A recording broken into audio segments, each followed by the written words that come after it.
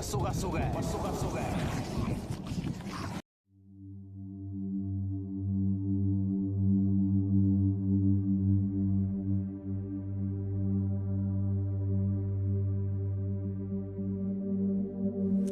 Sinamukele kuhlelweni elithanda kakhulu. Namhlanje siyithimba sivakashele endaweni yasezinkwazi. Lahlale khona phansi noma Phakathi kanye nomkhulu Khuzwayo.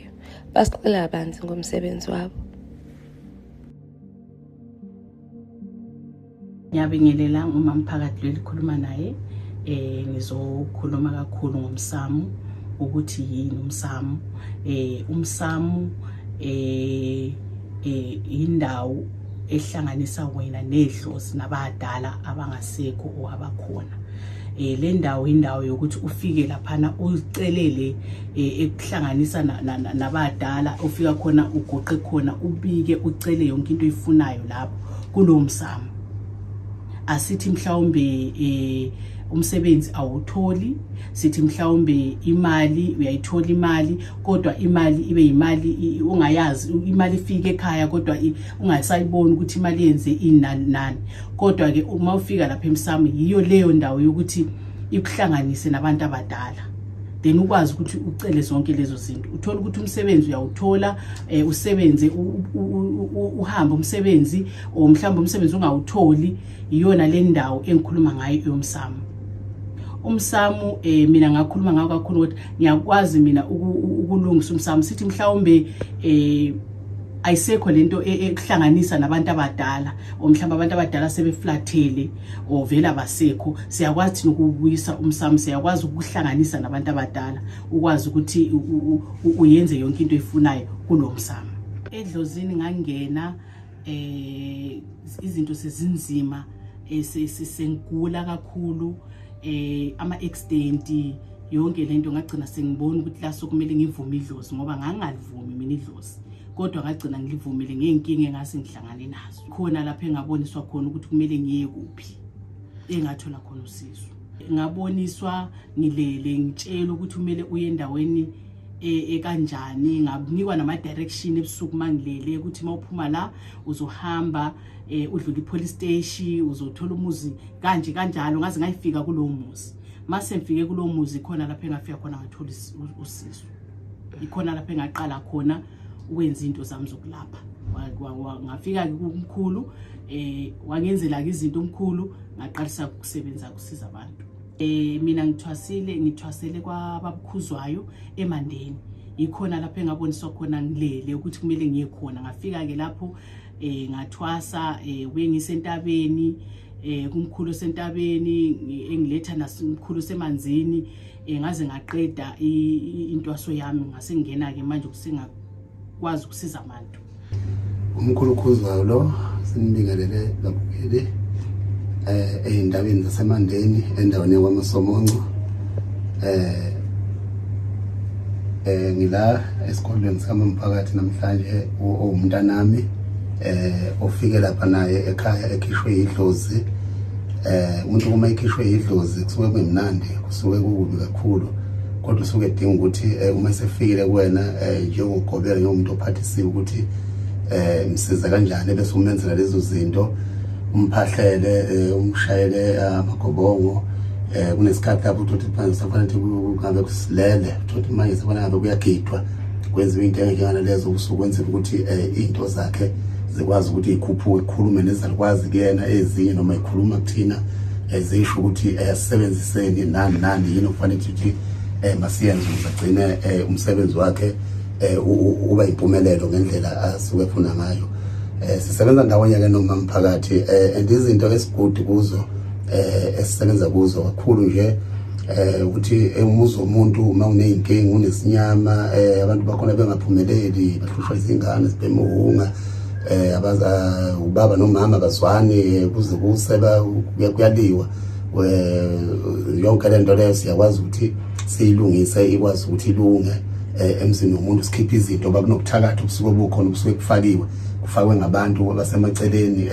Maniphila ke okhalweni noma umakhelwane akuhlali kumnandi njalo kuyenzeka kwesikhathi ushawa yibo kwesikhathi thoda kubona noma khelwane nje abakushayayo ushawa izinto zomsamo wakho ngoba umsamo ayikho into ebaleke njengomsamo empilweni ngithi umuntu kubaleke itazazi ukuthi ubani usukaphi futhi azi ukuthi uzalwa ubani ukubaleke kakhulu lokho uma usukhohlwe isiko lakho noma idlozi lakho ukuthi ubani into zakho azibe saqhubeka noma izibe sahamba kahle kakhulu engisho ukuthi uma mphakathi ihlangana kanjalo ukuthi ufika lapha ekhaya umuntu ogula kakhulu noma umuntu okhishwe idlozi limbambile sengathi manje uyagula sizomlungisa indaba yakhe yazi yagcina ilunge namhlanje ukhuphukile ukude kakhulu unayo yonke into ngicela namhlanje unesikondlo kwasilapha esesigodlweni sakhe ila asela phela khona siyakhipha uphethwe ilokhuzana izinso siyakwazi ukukusiza kunezinto zezinso uphethwe ama-ulcer siyakwazi ukukwenzela unezinto ezisemzimbeni siyayikhipha uyibone live futhi nayo into ekuphethe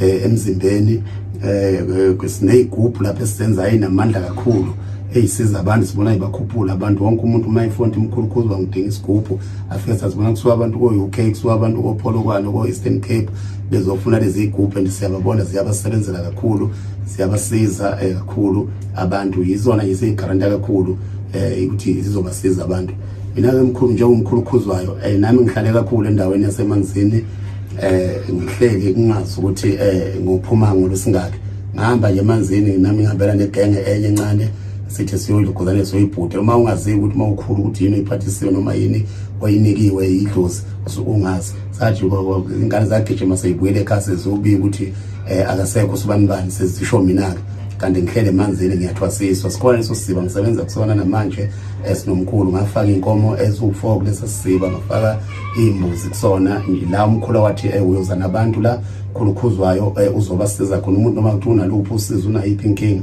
uma ufike naye kulesi siba lesi uzofika umuntu bese yaphumela le nkulumo engiyishoyo la njalo umama engimdlulise khona kuzo zonke lezo ndawo ngoba uthe umkhulu akuphelele noma ngamkhuphula izinto zedlozi kodwa kulezi indawo lezi kufanele sihambe sifike kuzona izibona ngoba izona teshi othi uma usudlule kuzona izinto zakho ebese uyibona ikhanya mina bengaqhuquzela nje umbukeli nomuntu osekhaya ukuthi akeze kwaMkhulu Khuzwayo nakumamphakathi uma singekho emandeni kwamasomo uMkhulu Khuzwayo suwesila engikwazi kumamphakathi sithandazela khona sisebenzela khona.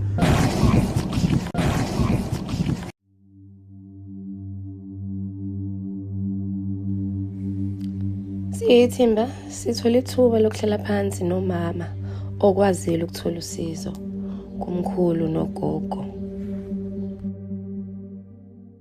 Sanibona babukele emakhaya mina nguThembile Ihlokagumede usuka le empangeni ngangizelana ukushonelwa umyeni wami ngangihluphekile because ngahlangana nomama umamphakathi ngayalelwa kuye ukuthi ukhona ngeza kuyena ukuze ngathola umsebenzi njengoba ngisebenza nje impilo yami i-right entweni eningi bangisiza kuzona ngiyasizakala njengoba nginjena nje yibona konke okwenzakala ngisho ekhaya kithi bakwazi ukungisiza kwazi umndeni wami usizakale ngoba ngisebenza kubona sengisebenzile kakhulu futhi izinto zabo ziyasebenza ofuna ukuza ungeza uzina uzoyibonela ukuthi kusizakala kanjani uzothola usizo uhambe usizakele kumamphakathi ezikwazi nobaba Khuzwayo emandeni basebenza bobabili labo bantu basebenza kakhulu nje kakhulu uma unomsebenzi uyawuthola umsebenzi konke into nonke nemsamo wakho konke makubheda zonke izinto zakho uyasizakala uphume u-right zonke izinto zilungile. Ubaba wakithi wayeselobolile sekusele umshado wagula wayesebenza empangeni wagula ngesifo sikashukela nama-ulcer waba impilo yami yaqala lapho ukuthi ingabi sesimeni esihle kwasho yonke izinto zami zabheda nje zonke ngaze ngathola-ke ukuyalele ngahlala ekhaya isikhathi eside ngine-stress nje impela esingiphatha kakhulu ngaze ngayalelwa-ke usise ngabe beseduze nomama phakathi bangitshela ngagcina ngaze ngifikile yonke impilo yami yasiyashintsha ngase ubaningi ngibona nje sengiyinjena kwaphela konke ne-stress kwawo abantu abangifukamele benobaba Khuzwayo ngasizakala nje kakhulu njengoba ningibona ngathola umsebenzi ngabo. Okunye balaleli kade kwenzeka emntwaneni wami bangisiza umntwana wami bamsa entabeni kakhulu nje inkinga yayikhona ngangifonelwa njalo emsebenzini ukuthi usewile ekhaya uqulekile kodwa ngokuhlangana nomama Phakathi nobaba Khuzwayo ingane yami yasizakala. Ithe isibuya nje entabeni sebeyenzile konke bathenga nejazi eliyingwe ebengingazi mina ukuthi ibanjwa yini. Siyakwazi ukukhuluma into, siyakwazi ukuyibona into ukuthi kwenzakalani ngayo. Izinto siqaqekile nje konke. Umntwana wami una 16 years. Benami bengazi ukuthi inkinga yakhe ikephi, kodwa umama Phakathi nobaba Khuzwayo bangikhombisa ukuthi inkinga engane yami ila, ngasizakala kakhulu. Babukele emakhaya manizwa le njoba ngisho nami nawe uze uzozibonela lento engiyishoko, uzoluthola usizo. Siyacela ukuthi nizobona usizo, nizosizakala kakhulu. Ngumama Phakathi lo njalo sitholakala eInkwazi eStenga. Mangasitholi khona uyasithola eMandeni kwaMasomonco kwababa Khuzwayo.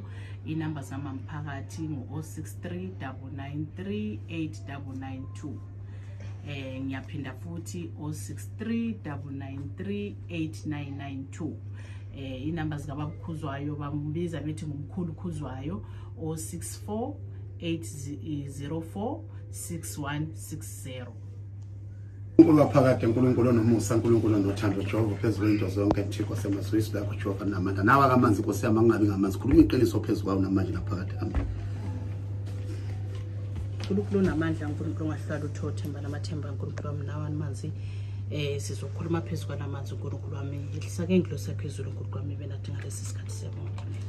Manje masilayitha masibusala amanzi uthi umuntu lona wasezulwini kithi usalayitha lamakhandela. Ngabe nathi empilweni simemeza isidalwa nathi esizala umama, kodwa singazi kanjani ngoba masithi sifuna isidalwa sakho nesidalwa sakini, uthi umoya ingcwele ihamba lento ebesihlukana phakathi ihlakazeka ingafuni ukuthi ebese iyaphakama phezulu kwethu, kodwa bese phakama inglozi yasekhaya kumama kakhulu. Uma ngithi ngifuna isidalwa sasekhaya umoya ingcwele singamemeza abakhunkuli thina egameni lomzalwane, noma simemeza abantu abaluyile kodwa baze bayodlula emhlabeni. Namanje uma bengalezulwini akekho ongenile ezulwini, kuyaliwa nomunye uthi hayi mana sibani silinda ubani. Uthi umoya ingcwele into edala kunokuthakatha noma kunento ekunukana ekhona ngaphakathi egcekeni, nomunye ethi wena ungithakathayo, nomunye ethi wena ungithakathayo. Wathi umoya ingcwele into edala lokungani kunomuntu owaphumayo washona ey'ndaweni zakomhlaba uyalingana njengomuntu olande into eyindoda noma into kodwa manje eyisakhiwo sente ewumucebo. Sengathi manje uma lokuthiwa kwenziwa imsamo ekhaya, sengathi unganisebenzele nina kodwa ungasebenzela iside elilodwa egameni lomswa umuntu oyenza into